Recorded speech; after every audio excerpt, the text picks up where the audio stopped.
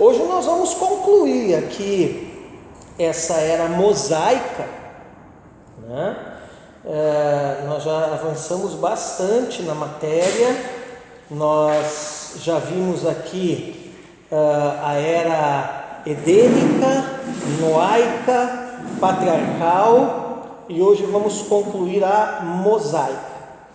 E nós estamos falando de alguns temas, alguns elementos relacionados e que assumem uma significância especial nessas eras, especificamente, né? E hoje nós vamos continuar aqui pensando na repetição da lei, né? Que é o Deuteronômio, o último livro lá do Pentateuco. E o Deuteronômio, uma característica literária dele, com relação à posse de Canaã por Israel, que vai se consolidar só lá em Josué, né? Mas ele traz uma antecipação disso, tá? Então, o que é na verdade o Deuteronômio? É ali uma série de discursos de Moisés nas planícies de Moabe, né? Onde eles estão acampados ali ao leste do Mar Morto, aguardando já e começando a se mobilizar, até em termos logísticos e tudo, para atravessar o Jordão e começar o processo de conquista e posse da terra. E então Moisés faz esses discursos condensando e repetindo a lei, né? E renovando a aliança deles com o Senhor, tá? E em meio a isso, nós vemos a promessa de possessão da terra enfatizada assim, ó. Nós temos aproximadamente 69 passagens em que se repete para eles a promessa de que de fato eles iriam entrar e possuir a terra, né, ali de Canaã. Bom, é importante perceber que sempre Deus vai destacar a necessidade de obediência para a bênção. Então, aquilo que nós sabemos muito bem, mas nunca é demais repetir, né? Que bênção ela só vai acontecer a partir de um posicionamento de obediência, né? E ele vai trazer depois os juízos da desobediência. Então isso está ali no capítulo 28, do 1 ao 14, né? Essas bênçãos. E no mesmo capítulo, do verso 15 ao verso 68, né? Os juízos, então, que seriam consequência da desobediência, tá? Quer dizer, a conquista estava atrelada, né, a um posicionamento de obediência. E aonde nós vamos saber, né, o que nós precisamos obedecer? Na Escritura. Então você vê que antes mesmo da Escritura tornar-se, vamos dizer, Bíblia propriamente dita, né? Quando fala de Escritura, hoje nós pensamos na Bíblia como nós temos aí, completa, encadernada, etc. e tal, né? Mas antes mesmo de qualquer formato, de qualquer coisa no sentido de ter um cânon completo, né? Já se tinha a palavra de Deus, a palavra estava sendo registrada e esse princípio já é enfatizado, né? Você quer conquistar, você tem que obedecer. O que eu tenho que obedecer? Olhe para as Escrituras. Ali está, né? Quer dizer, do que eu estou falando? Dia 31 agora a gente comemora o aniversário da Reforma, né? Eu estou falando daquele princípio da Reforma, da Bíblia como a única regra de fé e prática. Amém? Por que tem muita gente desobediente, né? Porque tem uma natureza desobediente, tudo bem, mas a ignorância acerca das Escrituras também é um forte motivo, né? Vamos dizer assim, é um peso pesado nessa balança da desobediência. Bom, Jesus mesmo falou, né, claramente, que eles erravam por não conhecerem as Escrituras, né? Então, qual é o prejuízo de desconhecer as Escrituras? É que se eu desconheço as Escrituras, eu não tenho claramente estabelecido, né, esses marcos do que eu devo obedecer, né? E a partir do momento que isso não é claro, né, eu vou entrar num caminho aí de desobediência, seja ela voluntária ou involuntária, e consequentemente não vou conquistar, né? E isso é uma coisa que nós temos que rever, né? Eu estava falando muito com a Cristina, né, antes de você chegar, e eu estava falando assim das dificuldades que nós temos hoje, dessa cultura de igreja, mas que muitas vezes não tem nada a ver com a Bíblia, né? Parece-me assim uma subcultura cristã, fundamentada em cima de uma espécie de folclore evangélico, que muitas vezes não tem nada a ver com a Bíblia, ou a distorce, né? E aí, enquanto que a igreja deveria estar ensinando essas coisas para as pessoas, né? Abrindo as Escrituras, que é o princípio da reforma, vamos abrir a Bíblia ao povo e não basta se dar o acesso, você também tem que dar a instrução, né? E aí muitas vezes o povo está andando por aí nessa subcultura gospel, evangélica, essa folclore, essa coisa esquisita, né? Disfarçado de uma espiritualidade, mas uma espiritualidade também esquisita, doentia, né? E que não colabora em nada.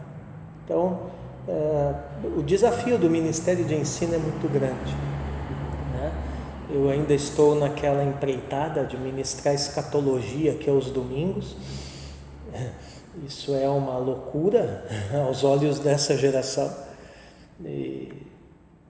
mas o Senhor falou comigo que eu tinha que ministrar isso e que Ele levaria a igreja a entender, né?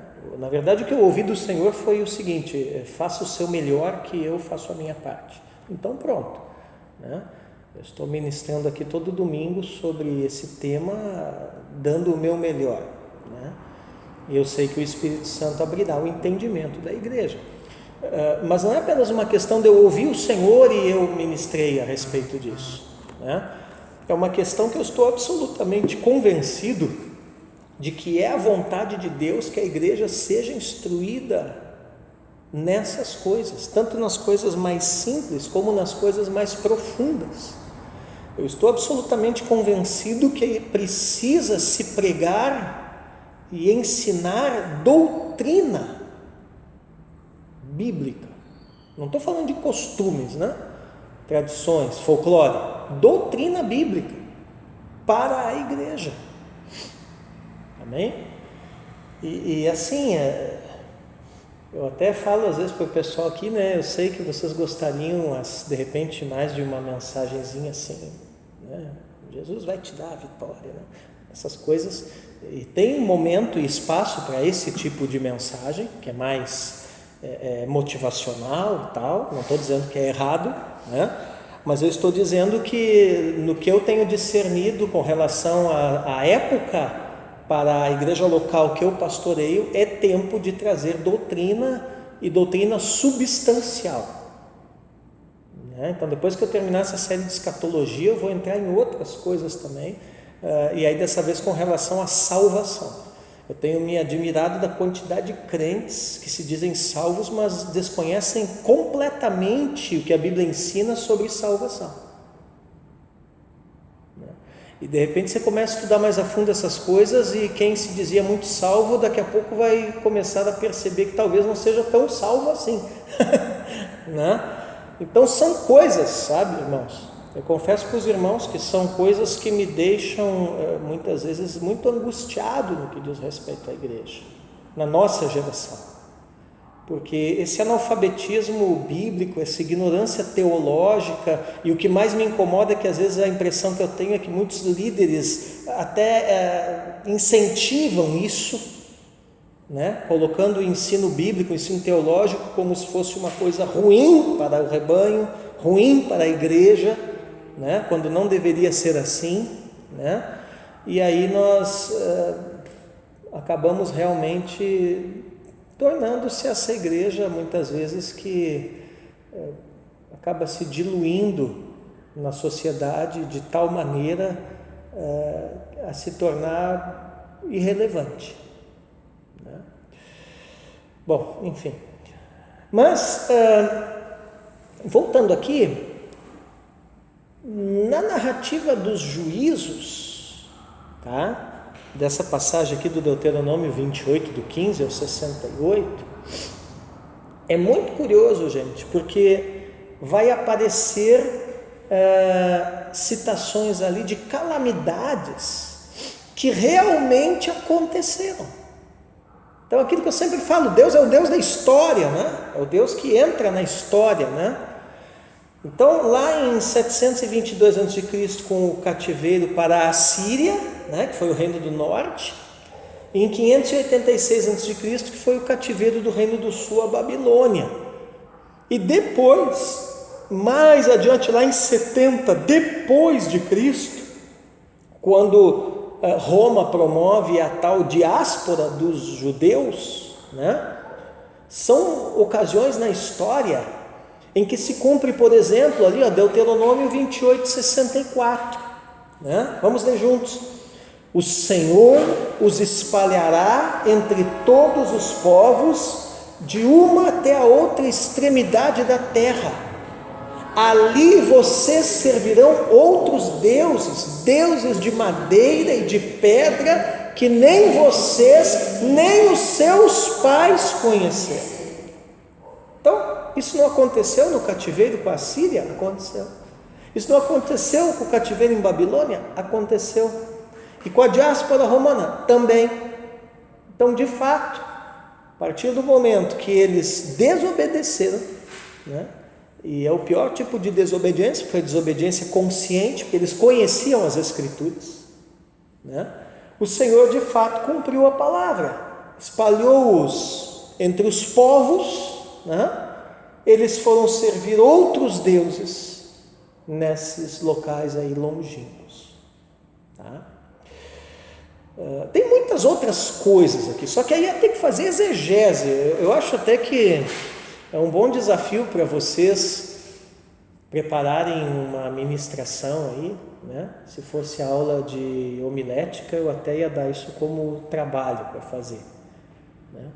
Fazer uma exegese do capítulo 28 do livro de Deuteronômio, né? E ministrar mostrando os benefícios da obediência e os malefícios da desobediência, né? E ilustrar isso usando a história de Israel. Olha que trabalho legal. Vocês iam achar muita coisa aqui, tá? Mas quando tudo isso terminasse, né, você vê que eles possuiriam novamente a terra. Então, agora vamos ler ali os 10 versículos, né? Deuteronômio 30, verso 1 ao 10.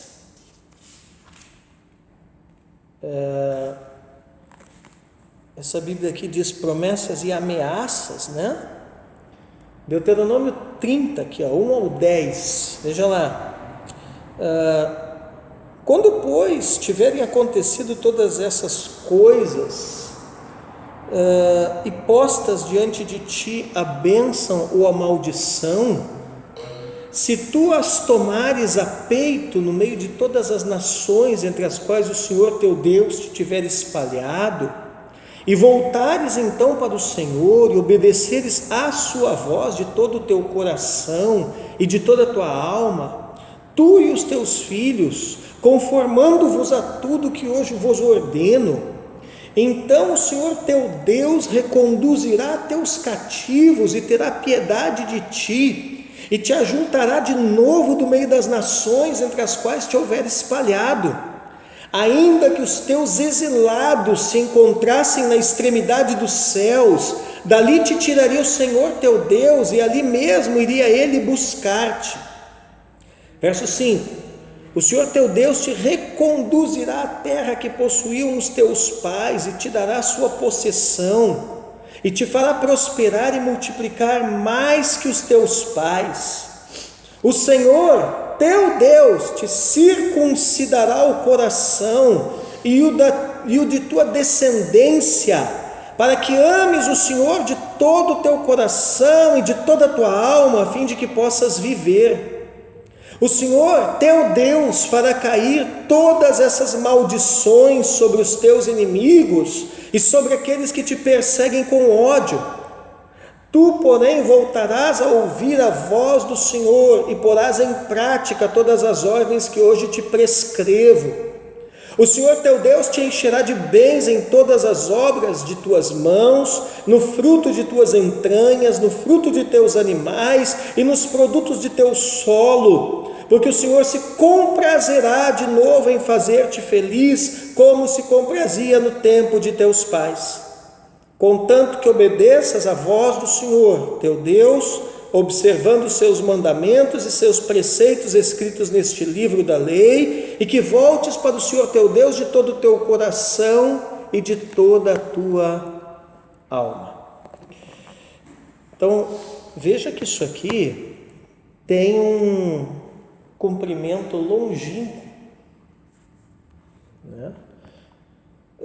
Poderíamos dizer que tem um cumprimento histórico no renascimento do Estado de Israel? Sim.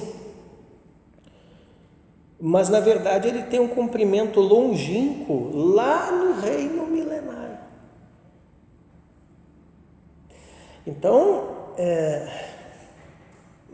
uau, é uma coisa admirável, né? Você vê lá na repetição da lei, lá no final do Pentateuco, uma palavra que ela vai se cumprindo na vida do povo de Deus. Toda vez que eles obedecem, eles são novamente trazidos para a terra e ali restabelecidos, né?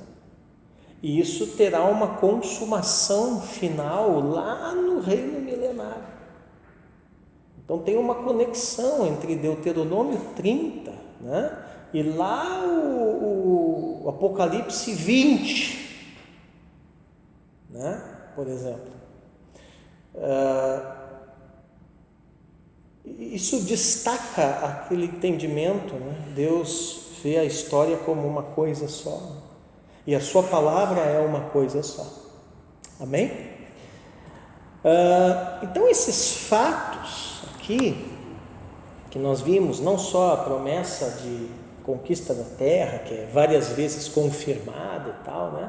Mas outras coisas que nós vimos aqui na era mosaica formam a essência do que nós chamamos de aliança palestiniana, tá? Palestina é o nome dado ali, se não me falha a memória, pelos antigos filisteus, para aquela região ali do Oriente Médio, tá? Israel, ali a faixa de Gaza, a Península Arábica, a Península do Sinai, aquela zona ali, eles chamam de Palestina.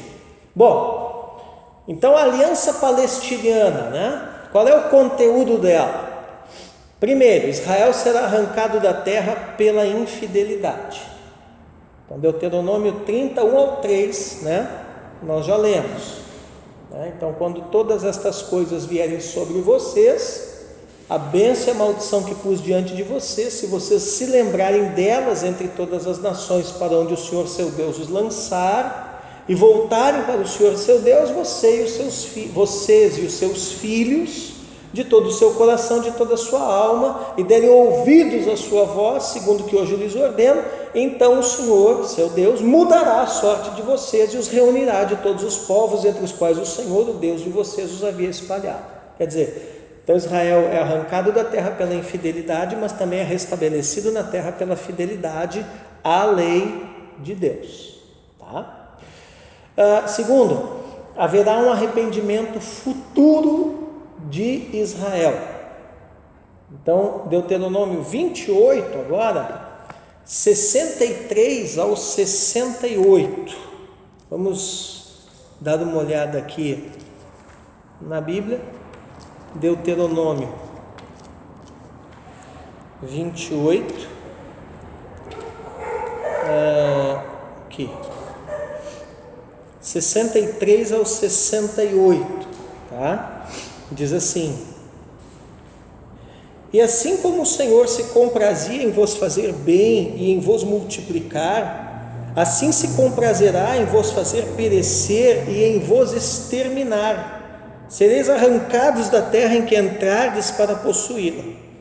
O Senhor te dispersará entre todas as nações, de uma extremidade à outra da terra, e lá renderás culto a outros deuses, deuses de pau e de pedra, que nem tu nem teus pais conheceram.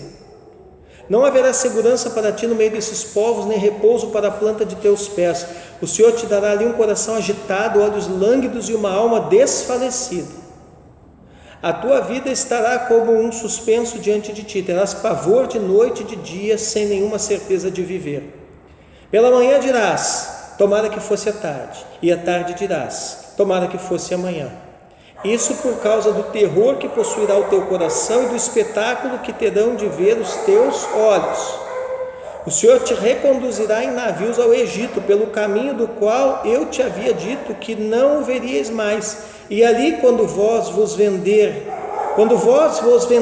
aos vossos inimigos como escravos e como escravas, não haverá ninguém que vos compre. O 69 ainda: eis as palavras da aliança que o Senhor ordenou a Moisés que fizesse com os israelitas na terra de Moabe, além daquela que tinha feito com ele em Horebe. Quer dizer, você vê aqui que são juízos pesados, mas sempre mediante o arrependimento, Deus os restaurará, tá? Outra coisa, da aliança palestiniana: o Messias retornará. Deuteronômio 34 ao 6, está na apostila. Ainda que os desterrados estejam nos lugares mais distantes da terra, desde aí, o Senhor, seu Deus, os ajuntará e os trará de volta. Vocês percebem que é tudo o Senhor fazendo. O Senhor trará, o Senhor levará, o Senhor abençoará, amaldiçoará, isso, aquilo. A única coisa que era parte deles era serem fiéis à aliança. Quer dizer, então é o que acontece lá na Babilônia, né? Podia estar lá cativo, lá na Conchinchina, lá na Babilônia, né? No meio de uma opressão terrível, mas a partir do momento que eles se posicionam em arrependimento e obediência ao Senhor, o que Deus faz? Mexe na história toda da humanidade inteira e traz eles de volta. Ok? Ou seja, lições para nós, né? Tudo que a nossa parte fazer é o posicionamento de obediência, entende? O que eu estou querendo dizer para vocês é o seguinte: não é nós que fazemos a história, nós nos posicionamos historicamente, nós nos posicionamos na história como povo de Deus, é Deus que vai interferir na história. Interessante, que eu estava vendo ontem uma palavra sobre isso, e falava que nunca tiveram quando eles tiveram uma autorização para fazer festa. Sim. Foi feita, acho que Tabernáculos. Então, eles dividiam o dia em quartos de hora, né? De 3 em 3 horas. Então, 3 horas de festa, aí 3 horas de leitura da palavra, e 3 horas de arrependimento público. A palavra tocava e o povo ficava o outro quarto de hora confessando pecados e se arrependendo. Sim. Quer dizer, porque a ideia é o seguinte, né? A palavra tem que te levar a uma prática, né? Então não é só fazer festa. Festa sem palavra de Deus, no contexto do povo de Deus, não significa nada. Qualquer pagão faz. Aliás, às vezes até os pagãos têm mais entendimento, porque às vezes as festas deles têm a palavra dos seus deuses lá no meio. Então não é só fazer festa, tem que ter a palavra. E não é só a palavra no meio da festa ou em alguma outra ocasião, né? É a palavra sendo praticada. Peraí, o que eu ouvi hoje? Tal coisa. Então agora, esses próximos períodos aí na frente eu vou usar para pôr isso em prática. No caso deles, se arrepender. Poderíamos fazer um paralelo disso na questão dos cultos nos domingos, né? Não é só vir para um culto ouvir uma palavra, né? Então, aquela palavra me confrontando, eu preciso usar aquele espaço do decorrer da semana para me posicionar e, tipo assim, pelo menos desencadear, começar um processo de mudança na minha vida. Porque tem mudança que não é do dia para a noite, outras são, né?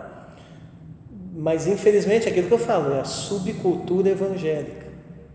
Então nós temos muita gente hoje que são apenas espectadores de igreja, né?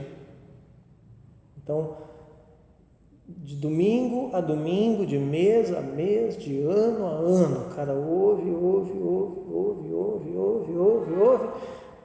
mas não teve relevância na vida dele. Por quê?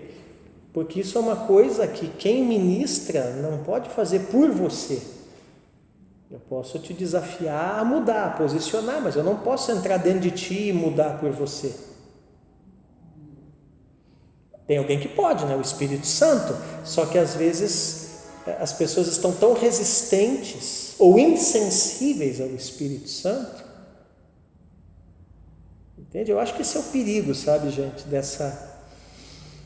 eu não sei se vocês sentem isso que eu sinto, né?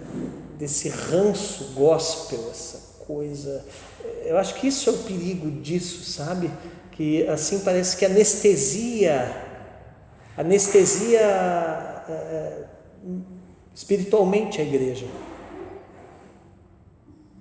sabe? E aí vai se acostumando, né?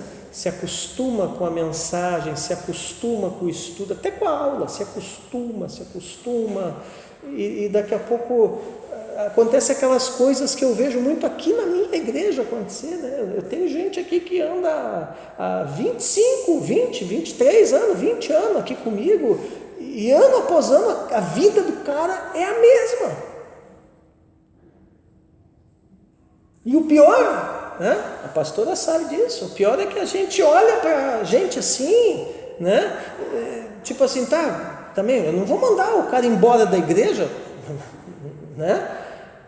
Mas é uma coisa que tu fica numa situação complicada, entendeu? E isso que aqui nós combatemos essa subcultura evangélica. Só que o que acontece, né? O ambiente externo, isso é tão forte,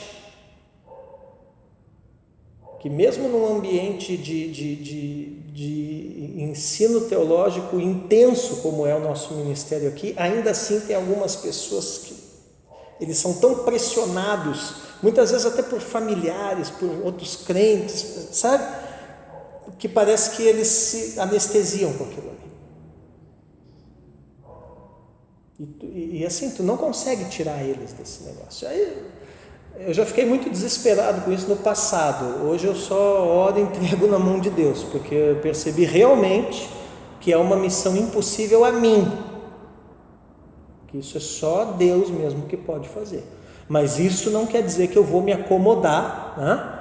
E me conformar a essa coisa, né? Não vou continuar procurando abrir o olho e o entendimento da igreja, né? Bom, enfim, então aqui o Messias retornará, né? Eu estava lendo ali, né? Ainda que os desterrados estejam nos lugares mais distantes da terra, desde aí o Senhor seu Deus os ajuntará e os trará de volta. O Senhor seu Deus introduzirá vocês na terra que os seus pais possuíram, e dela vocês tomarão posse. Ele fará bem a vocês e os multiplicará mais do que aos seus pais. O Senhor seu Deus circuncidará o coração de vocês e o coração dos seus descendentes, para que vocês amem o Senhor seu Deus de todo o coração e de toda a alma, para que vocês tenham vida. Amém? Eu gosto dessa expressão, circuncidará o coração.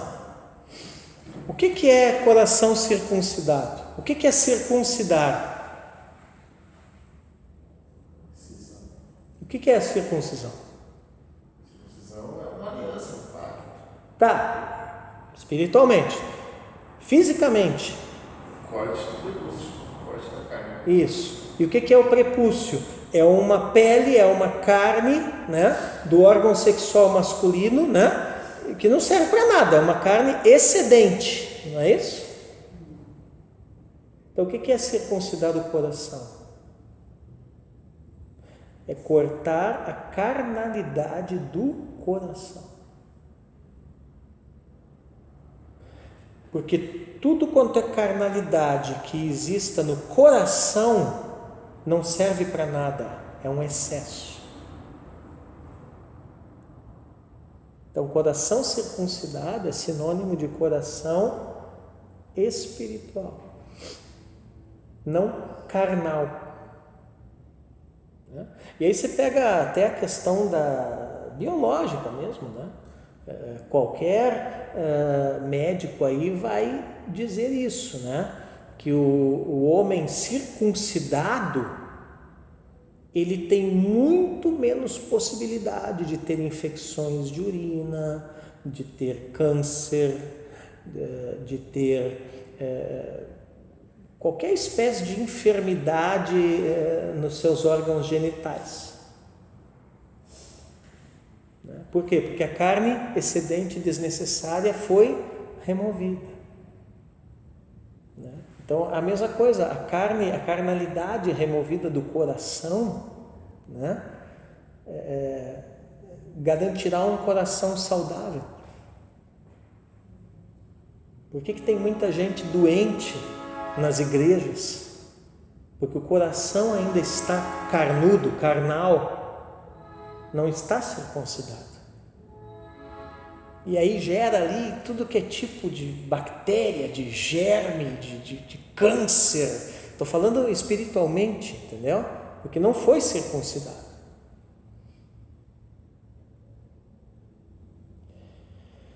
Bom, Deuteronômio 30, verso 5, Israel será restaurado à terra, né? Diz ali: o Senhor teu Deus te reconduzirá à terra que possuíam os teus pais e te dará a sua possessão e te fará prosperar e multiplicar mais que os teus pais, né? Quinto ponto aqui da aliança palestiniana: Israel será uma nação convertida, né? Ali, Deuteronômio 30, verso 8: de novo vocês darão ouvidos à voz do Senhor e cumprirão todos os seus mandamentos que hoje lhes ordeno. Romanos 11, 26 e 27: e assim todo Israel será salvo, como está escrito: o libertador virá de Sião e afastará de Jacó as impiedades. Esta é a minha aliança com eles, quando eu tirar os seus pecados. Amém? Sexto ponto da aliança palestiniana: Israel terá os seus inimigos julgados. Deuteronômio 30, verso 7.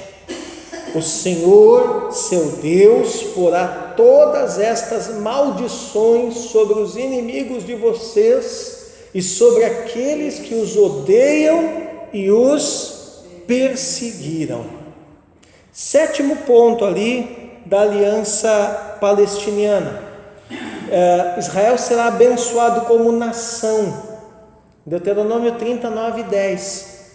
O Senhor, seu Deus, dará a vocês abundância em tudo o que fizerem, no fruto do seu ventre, no fruto dos seus animais e no fruto da terra, e os beneficiará, porque o Senhor voltará a se alegrar em vocês para lhes fazer bem, como se alegrou nos pais de vocês, se derem ouvidos à voz do Senhor seu Deus, guardando os seus mandamentos e os seus estatutos escritos neste livro da lei. Se vocês se converterem ao Senhor seu Deus de todo o coração e de toda a alma. Então aqui é uma coisa que o pessoal, está aqui a resposta, né? Por que o povo judeu é próspero? Por que Israel hoje, como nação, eles são uma referência tecnológica, militar, em tudo, né? Científica, intelectual, né? Grandes descobertas da humanidade. A maioria dos prêmios Nobel é tudo de judeu, né? Qual é o segredo? Está aqui, né? É Deus cumprindo a sua aliança com eles. Amém? Veja que ele diz ali, né?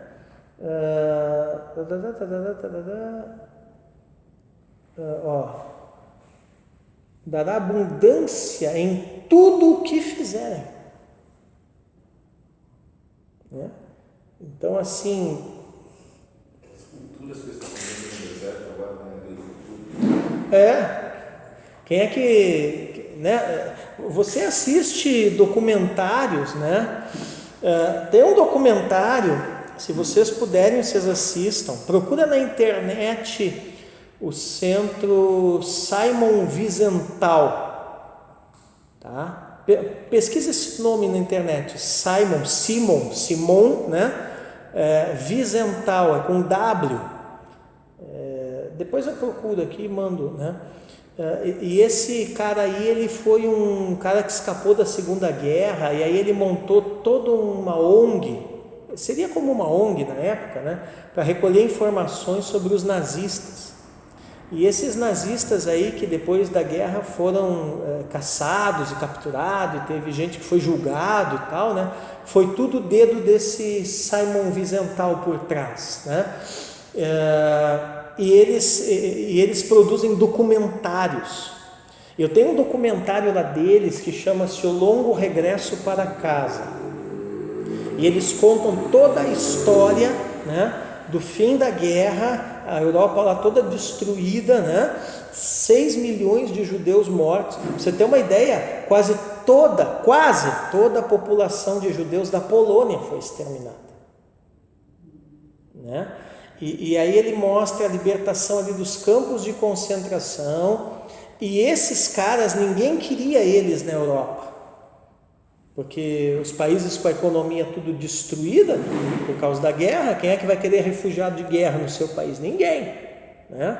Então assim, e eles não podiam mais voltar para casa, porque a maioria das casas tinha sido destruída, a maioria dos parentes dos que conseguiram sobreviver tinha morrido, né? E eles ficam um povo vagante ali, um país empurrando para o outro, ninguém queria, né? E aí começa toda a organização do movimento sionista, né? Para o retorno, então, vamos voltar para a nossa terra, né? E aí então ele conta essa história do sionismo, deles vindo, né? E aí mostra como que era a Palestina. O que eles encontraram quando eles chegaram lá, né? Deserto, pedra, poeira, e os árabes lá com umas espingardas, com arma, querendo matar eles. Foi isso que eles encontraram, né? Tem um outro filme, mas aí é filme, esse que eu falei, documentário. Tem um filme muito antigo, esse eu não sei se vocês vão conseguir achar, chama-se A Sombra de um Gigante, né? E esse filme ele conta as primeiras guerras, conflitos deles com os árabes. Então os caras lá tinham aviões da Segunda Guerra, tinham armas, né? E eles não tinham nada. A Força Aérea Israelense era um avião biplano, era um teco-teco, entendeu? E aí eles lutando lá, tudo com arma ultrapassada, e a maioria era enxada, era foice, era essa a arma dos caras, né? Dos colonos judeus lá, né? E aí é muito interessante que o filme mostra lá essas guerras ali, né? Que os árabes não queriam de jeito nenhum, né? Que eles tivessem alguma propriedade ali, né? E aí esse cara que pilotava esse aviãozinho, o cara dava uns rasantes assim em cima da trincheira dos árabes e jogava eram umas garrafas com uns negócios que explodia, e aí dava a impressão que era um tiro de canhão que estava explodindo, e os caras corriam.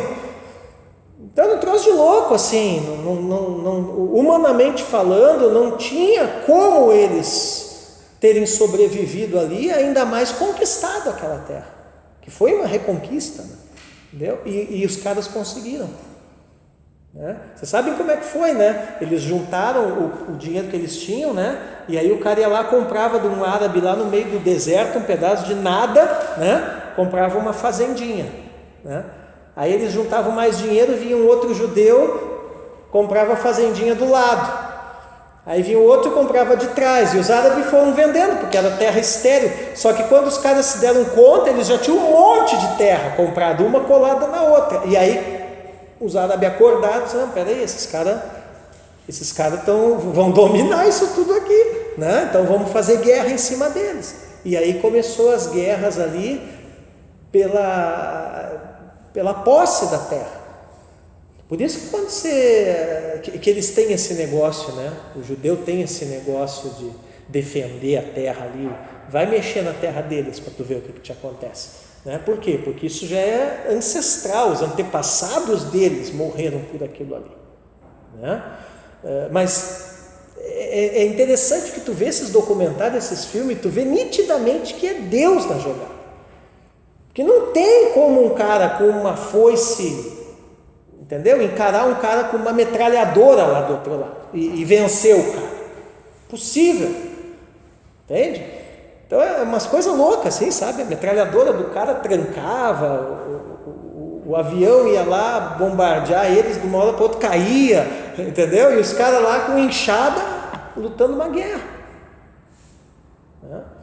Bom, na verdade, essa aliança palestiniana aqui é uma reafirmação do direito de posse de Israel àquela terra. Sua promessa não é cancelada pela aliança condicional mosaica, pois trata-se de uma aliança eterna, sendo na verdade uma extensão da aliança abraâmica, que é incondicional, tá? Então aqui tem uma diferença importante, né? A aliança palestiniana é uma continuidade da aliança de Deus com Abraão, né? E a diferença dela para a aliança mosaica, né? É que a aliança mosaica ela tem um tempo de duração e ela é condicional. Então, aqui não. A aliança palestiniana você vê que ela vai lá no milênio, né? Ezequiel 16:60. Mas eu me lembrarei da aliança que fiz com você nos dias da sua mocidade, e com você estabelecerei uma aliança eterna. De que aliança? Vocês estão vendo? Vocês leem a Bíblia? A gente lê a Bíblia. Eu me lembrarei da aliança. Mas normalmente a gente lê um texto desse e passa batido. Aliança lá, povo de Deus, os judeus, os hebreus, né?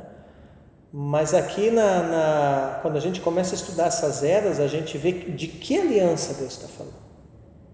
De que aliança que eu vou me lembrar? Da aliança palestiniana, que é continuidade da aliança abraâmica. Só que a aliança abraâmica ela é genérica para todas as nações, a palestiniana é específica para Israel. É uma especificidade dentro da aliança abraâmica para Israel. Assim como Israel é um povo diferente, então eles também estão numa categoria de aliança diferente. Tá? Bom, Deuteronômio capítulos 28 a 30 revela a previsão divina da apostasia de Israel e o juízo com a Síria, Babilônia e Roma antes deles sequer haverem ocupado a terra. Gente, sublinha isso aqui é tremendo. Antes deles entrar na terra, antes de Josué, deles atravessar o Jordão, Deus já está enxergando o que ia acontecer lá na Síria, Babilônia e lá com Roma. E já está alertando eles, olha, vocês obedeçam. Vai dizer que Deus não é o Senhor da história, né? Coisa de louco isso. Por isso que a gente tem que estudar história, entendeu? Porque tem coisas na Escritura na teologia que você só vai entender numa perspectiva histórica. Né? É que nem a escatologia, né? Que eu estou ministrando aqui, né? O pessoal está doido, né? Pastor, quando é que o senhor vai entrar na exegese lá de Mateus 24, de Tessalonicenses? Calma, né? Eu vou começar Mateus 24 nesse domingo agora, né? Mas até agora, né, foi o quê? Foi praticamente aula de história da teologia. Mas por quê? Porque eu tenho que mostrar para os irmãos da onde saíram essas ideias, da onde saíram essas doutrinas, para daí então começar a interpretar o texto bíblico e botar o arrebatamento, o dia do Senhor, na perspectiva correta para eles. Entendeu? Então é muito importante o estudo histórico, ele tem que acontecer e ele tem que andar casado com o estudo teológico. É uma deficiência, né? Que aqui na nossa escola a gente supriu isso, graças a Deus. Eu estou preparando, escrevendo material já para o próximo nível, né? O próximo nível é um nível muito histórico. Na verdade, de 12 matérias do próximo nível, praticamente 6 são matérias de história. História da religião, história de Israel, história da igreja, história da teologia, que é a história do dogma, né? Para daí depois entrar lá na hermenêutica, que é os princípios de interpretação, para daí depois entrar lá na teologia sistemática, porque como é que eu vou te dar doutrinas se você não sabe interpretar? Mas também de nada adianta você ter as doutrinas, ter as chaves de interpretação e não saber de onde que aquilo saiu. Então hoje nós temos uma deficiência forte na formação teológica. Por quê? Porque a maioria dos seminários não querem, até por uma questão, aquela coisa, né? Forma logo o aluno, né? Aquela mania, né? Pressa. E aí toda essa parte histórica não é dada. E tem doutrinas da Escritura que, se você não tiver a perspectiva histórica, você distorce ela. Na verdade, todas as distorções, que foram as heresias, né, que surgiram, foi falha de compreensão histórica. Entendeu? Então, eu me preocupo muito com isso. Bom, o cumprimento pleno da aliança palestiniana implica no arrependimento de Israel e no reconhecimento do Messias. Você percebe que pressupõe que arrepender-se é identificar o Messias. Quer dizer, o que gera esse discernimento de que, de fato, Jesus é o Messias? Coração sem carne, circuncidado. Coração arrependido.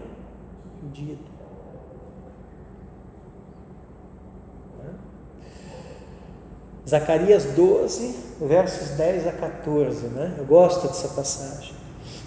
E sobre a casa de Davi e sobre os moradores de Jerusalém derramarei o Espírito de graça e súplicas. Olha o derramamento do Espírito aqui já falando, né?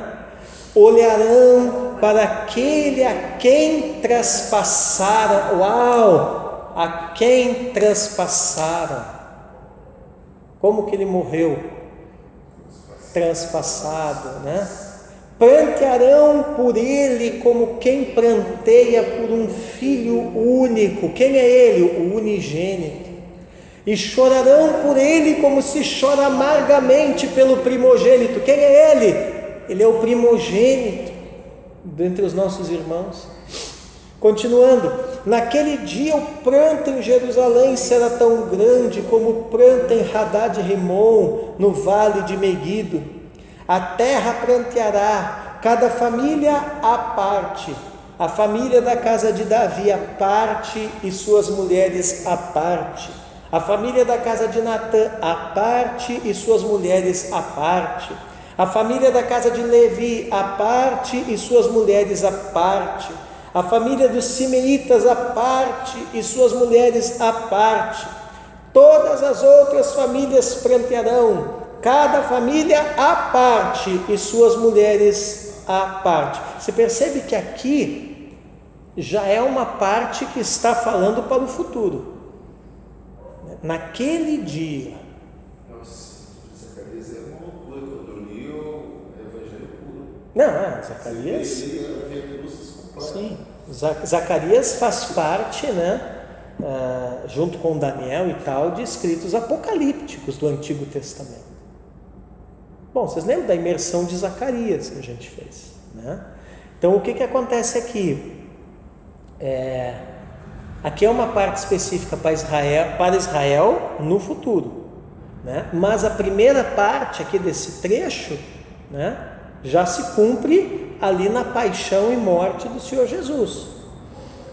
Implica ainda na reunião dos judeus espalhados dentre as nações para a sua terra. É um evento futuro, escatológico, cumprindo-se plenamente na total posse da terra por Israel no reino milenar. A teologia da era mosaica trabalha em torno desses três conceitos fundamentais: a redenção do Egito, a moralidade e a adoração. Nela o homem redimido é chamado a moralidade e o homem moral é chamado a adoração. Olha isso, é uma reação em cadeia, né? Eu sou redimido, né? Redimido do quê? Do Egito, da escravidão. Não era povo, agora sou. Muito bem, então você é um ser moral, né? Então você precisa ter uma moralidade que está estabelecida na minha lei. E a partir do exercício desta tua moralidade, você vai me adorar. E me adorando, você fará isso em arrependimento. Ei. E arrependido, você identificará a mim. A mim quem? Ao Messias. Então, por sua expressão de vida, de gratidão, demonstra sua adoração. Quer dizer, tem nada a ver com pegar um violão e sair cantando simplesmente. Adoração não é isso. Domingo aqui nós tivemos essa experiência, né? Entendeu? Eu vi que as irmãs torceram um pouco o nariz quando eu falei: desliga tudo esse negócio, desce aqui com o violão e vamos cantar aqui com a igreja mesmo e pronto, né? Começou a dar problema lá em cima, né? E fluiu assim, fluiu. Ainda depois eu assumi o púlpito de novo e disse: viu, não falei para vocês? Por quê? Porque a adoração não tem a ver com aparelhagem instrumental, grandes orquestras, grandes bandas, grandes isso, grandes aquilo. Não. Tem a ver com o coração arrependido, né? Tem a ver com redenção. Isso tem um comentário bem interessante, no lembro de quem, quando falou. Foi do Caio Fábio, por incrível que pareça. Não, ele tem algumas coisas. Não, volta e meia ele tem as tiradas.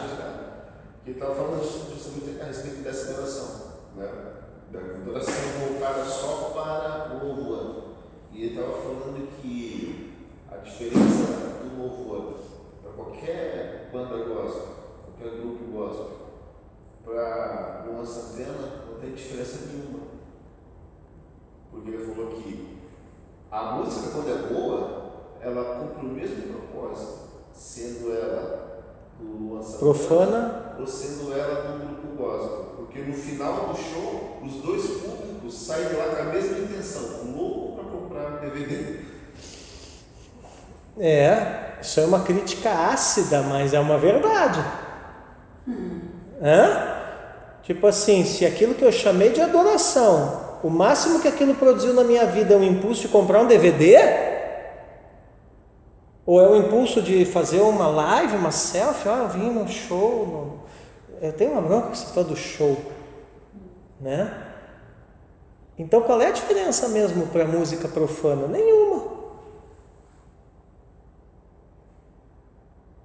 Realmente, irmãos, a tarefa é muito grande. Vocês estão me olhando com essa cara porque vocês pensam assim, nossa, parece impossível, né?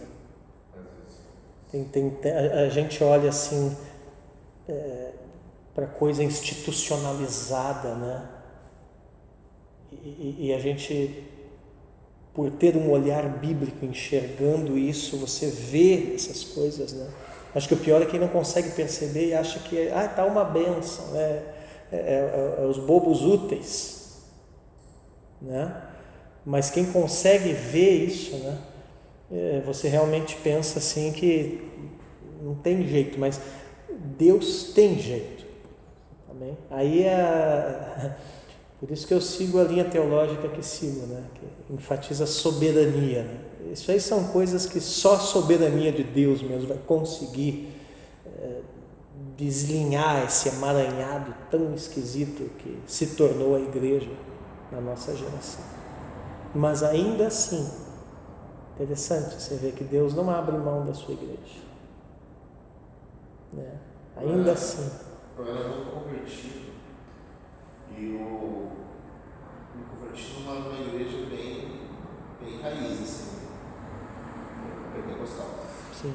E só que daí começou a chegar um tempo que eu comecei a ficar bloqueado, porque todo mundo eu caía, ele estava me irritando, quando eu tinha visto o espiritismo, né? Começava a orar, não manifestava.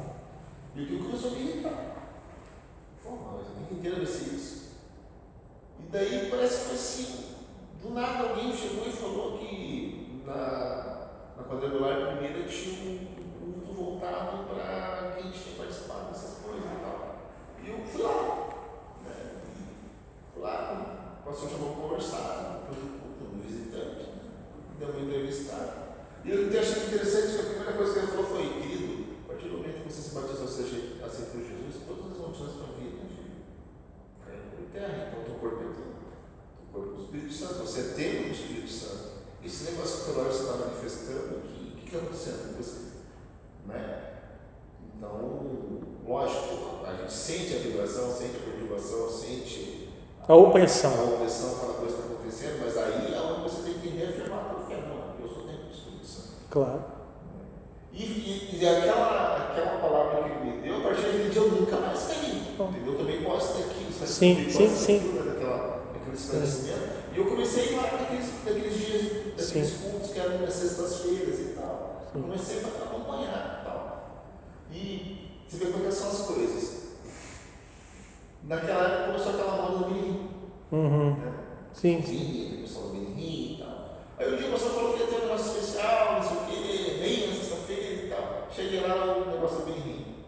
Eu peguei um aço tão grande, aquele negócio do som do riso, o som da águia, aqueles negócios lá, que eu nunca mais desapareci.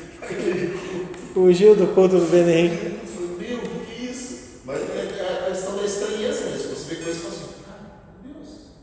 Mesmo um pouco coincidência que eu já deixei no cara, que não sei isso. Pré-monárquica, né? Bom, o nome mesmo já diz, né? Antes do período da monarquia. O grande período aqui da monarquia de Israel foi Saul, Davi e Salomão, né? Depois de Salomão, Roboão e Jeroboão, divisão do reino, né? E aí já é outra história, período do reino dividido. Bom, importante a gente entender aqui o seguinte, que essa teologia que aparece no Deuteronômio, ela vai além do livro, né? E além dos limites desse período mosaico. Bom, nós vimos agora há pouco, até o milênio, né? Agora, pensando nos livros imediatamente posteriores, nós vamos ver que no fundo o Deuteronômio é uma grande introdução a Josué, Juízes, Samuel e Reis. Tá? Com relação ao livro de Josué especificamente, nós temos aqui 6 razões que conectam o Deuteronômio com o livro de Josué. Que razões são essas? A guerra santa de conquista, aparece tanto em Deuteronômio como em Josué, né?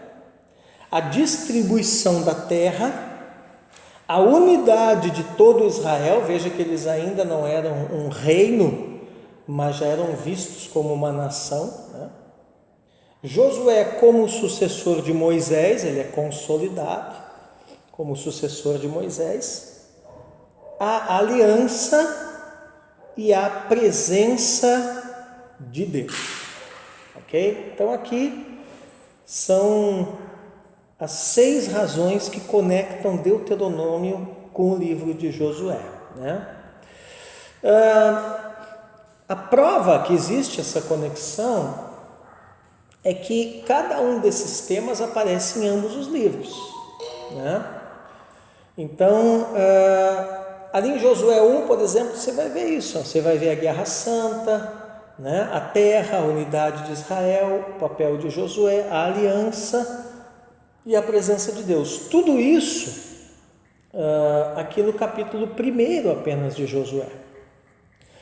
A constante referência ao local escolhido pelo Senhor para a habitação do seu nome é um elo entre as tradições da era patriarcal e mosaica, como a era pré-monárquica. Então, na verdade, essa era aqui é um elo, né? Ligado a isso está o tema do descanso na herança, que aconteceria quando Israel entrasse na terra. Aqui tem um princípio espiritual forte, né? Quando é que nós descansamos? Apenas quando nós entramos naquilo que Deus tem para nós, né? Não naquilo que nós pensamos para nós, mas no que Deus tem para nós. Portanto, a habitação do nome do Senhor e o descanso na herança são os temas teológicos que se destacam aqui nessa era. Então, sublinhe isso, que isso aqui certamente é questão de prova, né? Quais são os temas teológicos que se destacam na era pré-monárquica, né? A habitação do nome do Senhor e o descanso na herança, tá? Bom, muito bem. A teologia desse período, contudo, vai muito além de simples reunião de assuntos teológicos de Deuteronômio.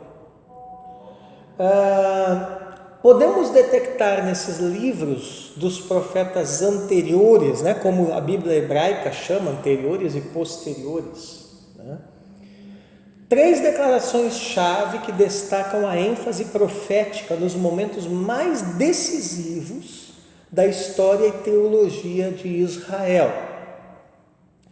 Então ali eu fiz um gráfico para vocês, tá? Onde nós temos essa conexão, o Deuteronômio 31, que é o cântico final de Moisés, né? Aí você vê um paralelo em Josué 23, que é o discurso final de Josué. Você vai ver os mesmos assuntos teológicos, tá?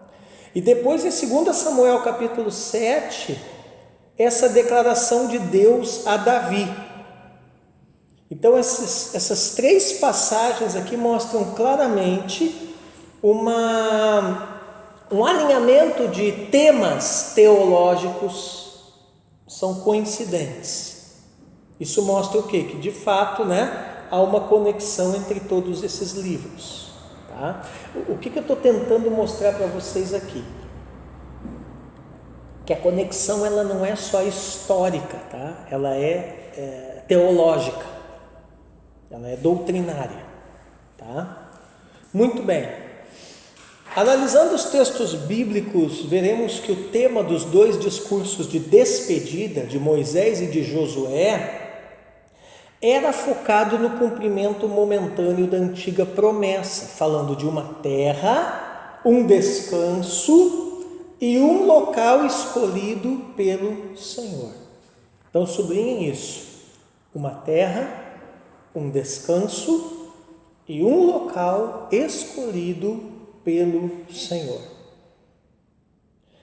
Tais aspectos fazem a transição da era mosaica para a era pré-monárquica. Sublinhe isso aqui também. Isso aqui também, boa pergunta de prova, né? Quais aspectos fazem a transição da era mosaica para a era pré-monárquica? Uma terra, um descanso e um local escolhido pelo Senhor. Amém? Então, nós vamos ver agora aqui, fundamentalmente, esses aspectos, né? Vamos olhar isso mais de perto. Vamos começar falando do aspecto da terra, né? A herança da terra. Eu já falei no início que o Deuteronômio repete 69 vezes que Israel vai possuir ou herdar a terra prometida. Em alguns momentos relacionava essa promessa de forma específica à palavra recebida por Abraão, Isaque e Jacó. Então veja ali alguns exemplos disso. Deuteronômio 1:8. Eis aqui a terra que eu pus diante de vocês. Entrem e tomem posse da terra que o Senhor com juramento deu a seus pais, a Abraão, Isaque e Jacó, a eles e a sua descendência depois deles. Então veja, aqui a promessa, né, de possuir a terra está relacionada a Abraão, Isaque e Jacó. Deuteronômio 6, 10 e 18.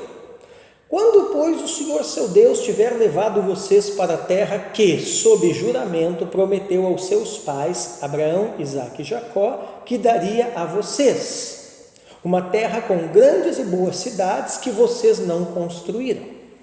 Aí o verso 18.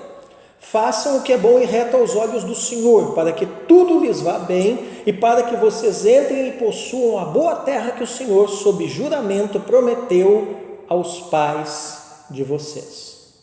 Então aqui nós vemos a promessa tanto condicionada, que é a promessa de Abraão, Isaque e Jacó, né? Falando, nomeando-os, né? E ali aos pais de vocês. Está falando de quem? Quem são esses pais? Abraão, Isaque e Jacó.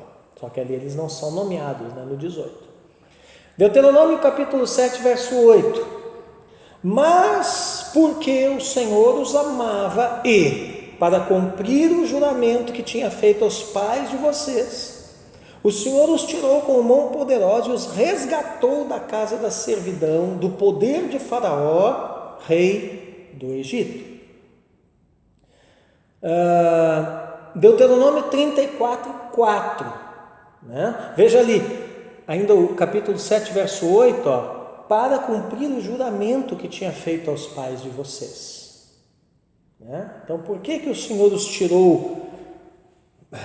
Né? Porque a gente pensa assim, ouvi o clamor do meu povo e desci para livrá-los. Por que Deus tirou o povo do Egito? Porque ouviu o clamor.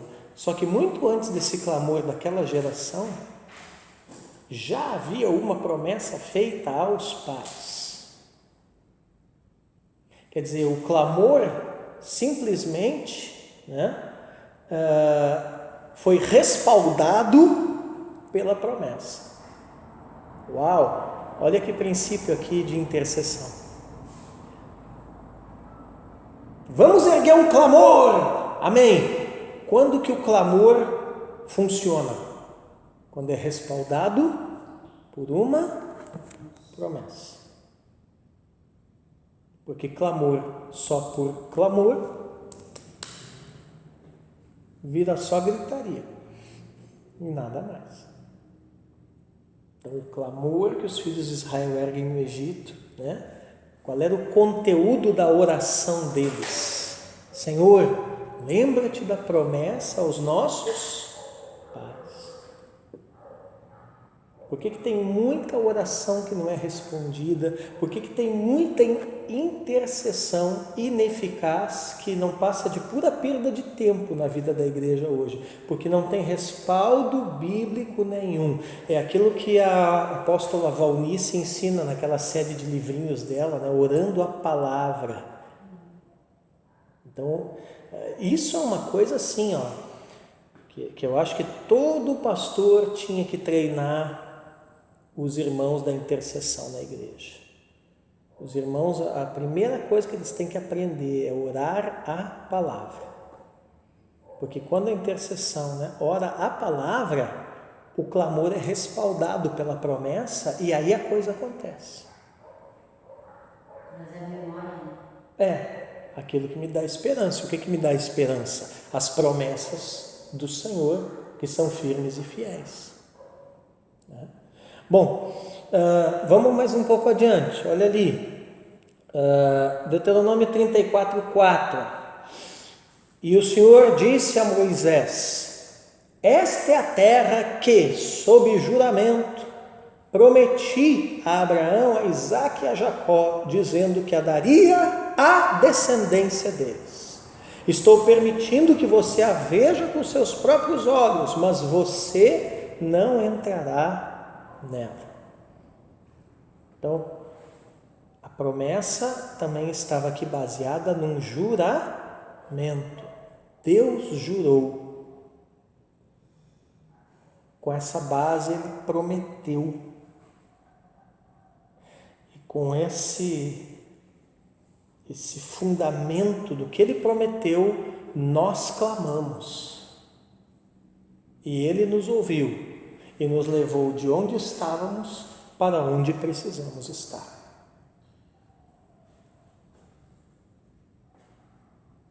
Amém? Bom, tudo isso tem um objetivo: que Israel relacionasse a conquista de Canaã na liderança de Josué com a promessa divina, e não com qualquer pensamento ou sentimento de independência de Deus ou superioridade nacional. Sublinhe isso aqui. Mesma coisa para hoje, né? Qual é o objetivo disso? Deus jura, promete, e nós clamamos com base na promessa, e Ele responde. Por que Ele só responde a partir disso? Justamente para nós entendermos que não somos nós, mas sim Ele. O que Ele prometeu, o que Ele jurou. Então, no fundo, a intercessão eficaz, ela acaba sendo isso, né? Trazer à memória, como disse a Cristina, essas coisas na presença do Senhor. Meu Deus. O que você está pensando? Não, eu estou rindo aqui, que eu lembrava quando eu era líder de intercessão na Paz e Vida, aí quando eu pegava a questão esqueci a palavra lá em Tiago, não é Tiago, é Romanos, que fala para orar pelos reis, pelas autoridades, né, dando essa exortação. Aí quando eu pegava essa palavra, esses versículos, lia e fazia, levantava um clamor pelos políticos, nossa, a galera fazia uma cara feia, porque tipo, pô, político tudo corrompido, esses caras não vão nada. Esse cara, você viu os olhinhos, saía rainha. Mas você estava fazendo o quê? Uma intercessão fundamentada numa palavra, né? Quer dizer, vocês percebem que tudo tem que estar fundamentado na palavra, né? O louvor tem que ser bíblico, a intercessão tem que ser bíblica, a pregação tem que ser bíblica. Parece meio esquisito falar de pregação que não é bíblica, mas existe. Né? A aula tem que ser bíblica. Eu já vi gente dando aula sem ser bíblica, aula de teologia sem teologia. Não sei como é que conseguiam fazer isso, mas eu já vi. Né? Bom, então havia um povo prometido, gente, que é Israel, com uma terra prometida, que é Canaã, né? E tanto o povo como a terra era chamado de herança de Yahvé. 1 Samuel 26, 19. E agora, ó rei, meu senhor, por favor, escute as palavras deste teu servo. Se é o Senhor Deus que está incitando contra mim, que ele aceite uma oferta. Mas se são os filhos dos homens, que sejam malditos diante do Senhor. Porque eles me expulsaram hoje para que eu não tenha parte na herança do Senhor, como que dizendo, vá e sirva outros deuses. 2 Samuel 21:3, Davi perguntou aos gibeonitas, o que vocês querem que eu faça por vocês? E que resgate lhes darei para que abençoem a herança do Senhor. Então essas duas passagens aqui para mostrar que Israel era chamado de quê? De herança do Senhor. Também era chamado sua possessão. 2 Crônicas 22:11, eis que nos dão o pago vindo para lançar-nos fora da tua possessão que nos deste em herança. Desde Êxodo 19:5, Israel passou a ser chamado de propriedade peculiar de Yahvé. Olha ali, agora, pois, se ouvirem atentamente a minha voz e guardarem a minha aliança, vocês serão a minha propriedade peculiar dentre todos os povos, porque toda a terra é minha. Com isso, Israel tornou-se o povo próprio de Deus entre todos os povos da terra. Deuteronômio 7:6, porque vocês são um povo santo para o Senhor seu Deus. O Senhor, seu Deus, os escolheu para que, de todos os povos que há sobre a terra, vocês fossem o seu povo próprio. Um povo de herança. Deuteronômio 9:26, orei ao Senhor dizendo, Senhor Deus, não destruas o teu povo e a tua herança que resgataste com a tua grandeza, que tiraste do Egito com mão poderosa. Dessa forma, Israel tornou-se o povo prometido para a terra prometida. Amém? Então sublinhe isso. Povo prometido para a terra prometida. Amém? Muito bem. Vamos terminar, vamos até o descanso na terra. Canaã tem um destaque especial em Deuteronômio. Há cerca de 25 referências à terra como uma dádiva de Yahvé. Deuteronômio 1:25. Tomaram do fruto da terra nas mãos e o trouxeram até nós e nos informaram dizendo, é boa esta terra que o Senhor nosso Deus nos dá. Quem é que nos dá? O Senhor. Nós vamos lutar, mas quem dá é Ele. É a mesma coisa da intercessão, nós vamos orar, intercessão é uma luta, né? Mas quem vai responder é Ele, e a base de luta, seja de intercessão, seja no caso aqui, que era luta militar mesmo, né? Era o que? A promessa, e a promessa estava fundamentada no que? Num juramento. Então quem é que é o avalista de Deus? Ele mesmo, quando Ele jura. Amém? E vocês podem a minha vitória, a gente vê muito disso. Ou vitorioso, a minha vitória. Ainda mais quando tem sabor de mel, né? O sabor de mel é para acabar, né? O sabor de mel ninguém merece, né? Bom, trata-se da mesma terra prometida aos pais. Deuteronômio 1:8. Eis aqui a terra que pus diante de vocês, entrem e tomem posse da terra que o Senhor com juramento deu a seus pais, a Abraão, Isaque e Jacó, a eles e a sua descendência depois deles. É importante salientar isso, porque na cultura e religião canaanita, Baal era considerado o dono da terra e o doador das bênçãos. Contudo, Yahvé era o Senhor do mundo inteiro. Olha isso. Se Baal é dono da terra, Deus é o Senhor do mundo. Eu me lembro daquele demônio que eu fui expulsar no Beira-Rio, que ele disse que eu não podia expulsar ele porque tinha sido feito um trabalho e aquele lote, aquele terreno, aquela casa tinha sido consagrada a ele. E eu falei, tudo bem, né? Eu reconheço que você tem uma legalidade aqui, mas eu tenho uma legalidade que do Senhor é todo o planeta Terra e a sua plenitude, o mundo e os que nele habitam. Então, se a minha legalidade é maior que a sua, você tem que sair em nome de Jesus. O demônio saiu, né? Por quê? Porque o mundo espiritual se move por princípios de legalidade.